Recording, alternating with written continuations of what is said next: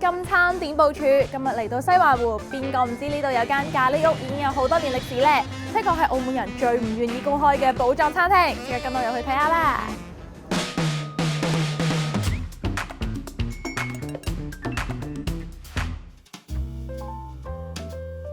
咁見到呢度成個整體風格咧，都係偏西式復古少少嘅，台同台之間咧就比較緊湊，成個感覺都好溫馨啊！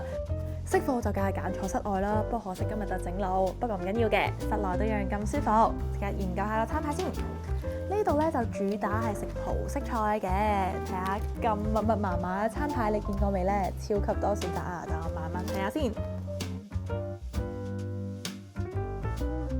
斬個眼，我哋嘅餸就上齊啦，成台都係超級豐富，好想 call 埋老 best 過嚟食，但係佢邊有我咁好福氣啊？我唔係啦，試咗呢個西洋炒蜆，一入口咧就有橄欖油嘅香味啦，啲蜆咧處理得好乾淨啊，食落去咧完全唔會有沙嘅，個精華起晒個汁度啊，淡淡地嘅鹹味，咁就更加激發到蜆嘅鮮味。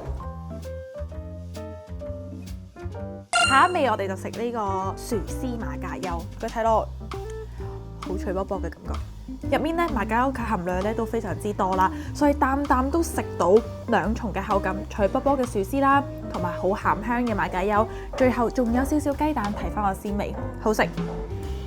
跟住就試呢個咖喱蟹啦 ，Oh my god！平時去餐廳都唔捨得嗌啊！